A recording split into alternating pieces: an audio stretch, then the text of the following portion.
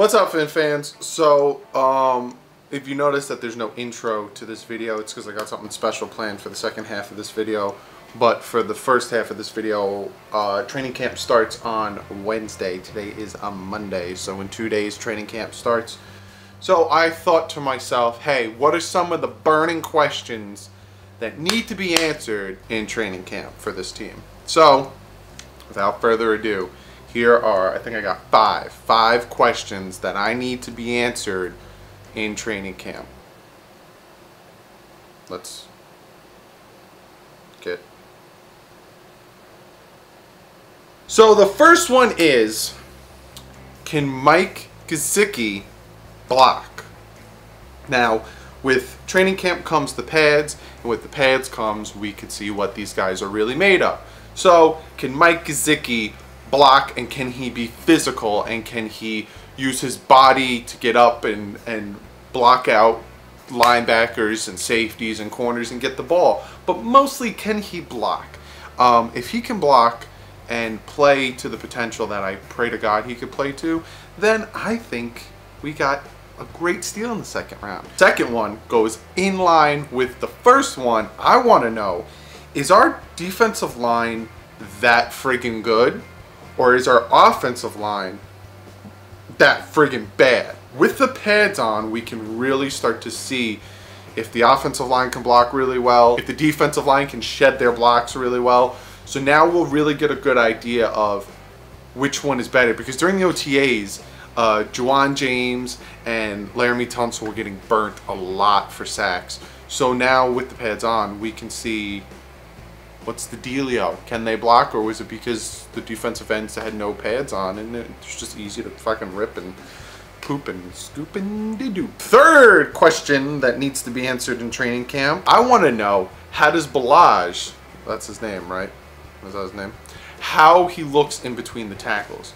I had one fan comment on my video when we drafted him, and I said that his knock is that he's not good in between the tackles. He was like, you don't know what you're talking about, blah, blah, blah, blah, blah. And then I proceeded to answer that question with more, you know, this is what the scouting report says. So the scouting report says that Balaj is great in the open field, great catching and all that other stuff, but when it comes to running in between the tackles and downhill, he's very indecisive and not that great. So now with the pads on, we can really see what he can do in between the tackles, because besides the quarterback, everyone pretty much gets tackled. Number four, I want to know if these defensive tackles and these linebackers can stop the run. We have no idea what we have in Raekwon McMillan because we've never seen him play in the NFL. We have some young defensive tackles, and then we have Akeem Spence. And so I want to know, with the pads on now and with contact, what they look like at stopping the run. If it looks horrific, which I'm praying to God it don't, it's going to be a long season. So, and finally, there's a trend going on with my list. I want to see how the whole entire team does with their pads on.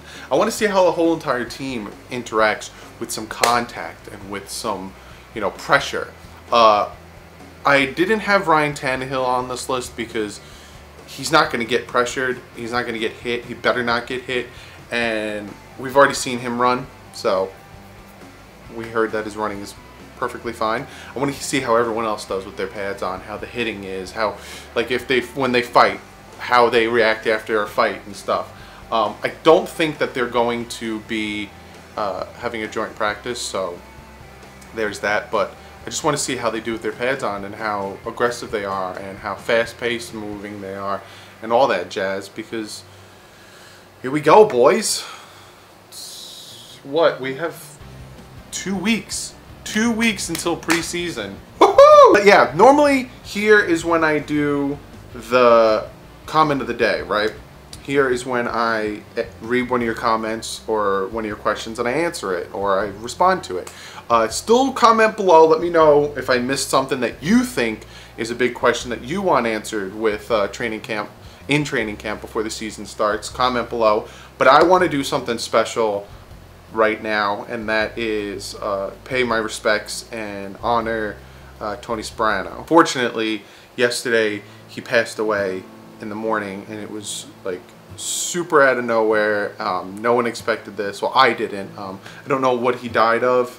as of right now, me recording this, but I wanted to pay my respects and just touch upon and remember his biggest season with us, which was the 2008 AFC champion Miami Dolphins. I know a lot of Patriot fans are gonna be like, that's because Tom Brady was injured. Hey, Matt Castle got you to 11-5, but hey, we still beat you, bitch. So I wanted to run down memory lane of the 2008 season and just what I was doing, where I was, how I responded, and just talk about Tony Sparano real quick, because as much as he didn't do great, he wasn't a bad coach. You know, he won the division. The last team besides the Patriots since 2002 to win the division. So let's run down memory lane. So I got the schedule up, and I remember us losing to Brett Favre opening week, and then, if you all remember, week 3 against the New England Patriots, we spanked their asses, what is now known as the Wildcat game. And I remember watching this game with my father, and I was like, you know, we're 0-2 at this point. We got the friggin' Patriots. We're gonna go 0-3. The season's done. We suck. Blah blah blah. Typical pessimistic Dolphins fan. But then all of a sudden they started throwing these plays out. You could see Bill Belichick was just like, what is going on? He didn't know how to stop it. We didn't give a shit. We just kept fucking running this play down their fucking throats. Once you thought, oh, Ronnie's gonna keep it, run up the middle, he gave it to Ricky. And then once you were like, all right, Ronnie or Ricky's gonna keep it, keep an eye on them, fucking Ronnie Brown rolls to the left and throws a touchdown past the Fasano. It was just, that game was just the pinnacle of the past decade of the Dolphins. Like, it was just so fun to see. Besides last year when we beat them in Miami, it was nice to see us whip their ass in Foxborough. Then we lost to the Chargers. We won against the Chargers, and then we lost the next 2, but that was against the Texans and the Ravens, Ravens we eventually faced in the wild card that year. Bills and Broncos we won, and if you see at the schedule, we went on a fucking winning tear. The last 10 games of the season, we lost once. So like, you gotta give Sparano credit where credit's due. He was a type of coach where players would run through walls for this man. He was a trench guy. Our offensive line and defensive line were just beasts, and that's why we won and played the way we did. The next game I'm going to touch on, because it means something to me, was the Seattle game, because I was in Miami for that game. I went down there like I do every year around November, and that game was just, I've been down to Miami I think 7 times since I started going, and that was the first time that that stadium for me was bouncing. Like, I remember the flea flicker. Ronnie Brown flicks it back to Chad Pennington. Chad Pennington throws a bomb touchdown, like fucking drops it right into friggin' Ted Ginn Jr.'s hands for the touchdown. I remember my dad went to go get a beer, and he said he was waiting on the line to get a beer, and he just heard a roar, and he came back, and I was like, you missed it! But I remember this game because the Seattle Seahawks were marching down the field, and it was a 4th down play. There was like barely any time on the clock, and we needed this stop to win the game, and the stadium was bouncing. We were on defense, and like, people were smacking their chairs, and I remember we got the stop, we won, and Joey Porter throwing his helmet off on the field and just losing his shit. Like I said, that was one of the only times when I was in Florida that it was that friggin' loud. Like, it was crazy. Then again, after that win, we went on a nice little winning streak. We obviously lost to the Patriots at home, which sucks because we beat them in Foxborough. But once you get, like, as much as I hate Bill Belichick, once you show him a scheme, they're gonna learn how to stop it. The whole NFL eventually learned how to fucking stop it. But we went on a nice winning tear, and then we finally come to week 17 against the New York Jets, December 28th. I remember this game like it was friggin' yesterday. I was on my edge of my seat the whole game. Now, at one point was I like, we got this thing won. We clenched this shit out. But that game had so many great plays. It had the nice touchdown pass to Ted Ginn.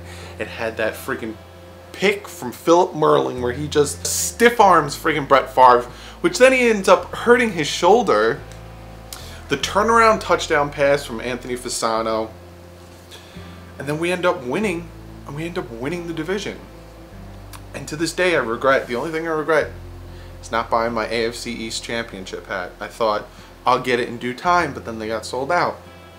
But that season was awesome, and that season was the epitome of Tony Sparano. They never gave up, they always fought, and they've won 11 games. This was the year that we had Ricky and Ronnie. And this was the year that Tony Sparano would celebrate his ass off for field goals. Eventually Dolphin fans got sick of him celebrating field goals, and then eventually Dolphin fans got sick of losing, so he was gone. But it didn't take away from the fact that he had a great impact on this team, and he had a great impact on the 2008 Miami Dolphins. And he will be missed. He was the offensive line coach for the Vikings, and it just sucks. He was young too. He was only like 58.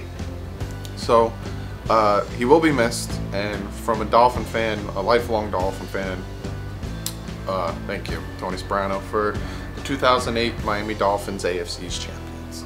But that is the video. Comment below from anything that you remember from the 2008 season that you friggin' loved. Comment below if I missed anything that needs to be answered in training camp. I listed 5. There could have been more, but gave you a roundabout 5 things that I think should be questioned. Don't forget to like the video if you like this. Obviously, Wednesday is training camp, so you will get a video on Wednesday. Subscribe if you're not subscribed already. We are very close to 1,000, boys. And maybe girls, I don't know. We are very close to 1,000, and I have a special video planned for you guys when we hit 1,000. Follow me on Twitter and Instagram. It's DouglieDoWrong.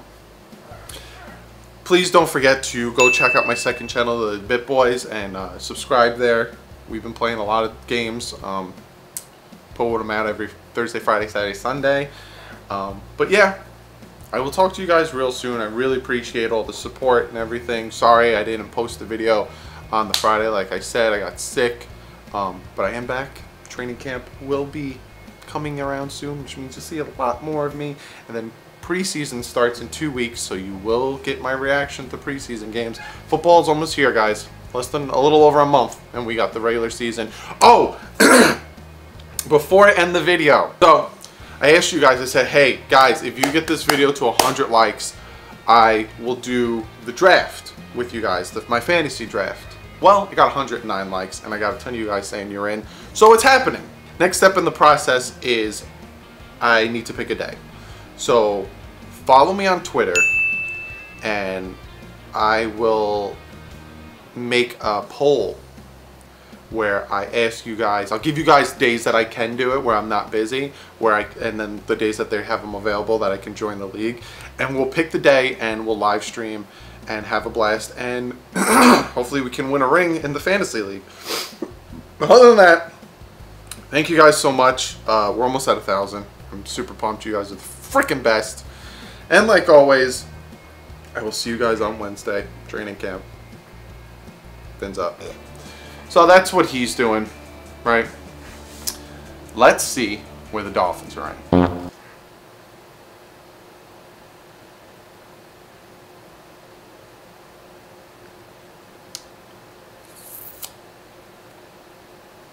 I know it's over here. I know I made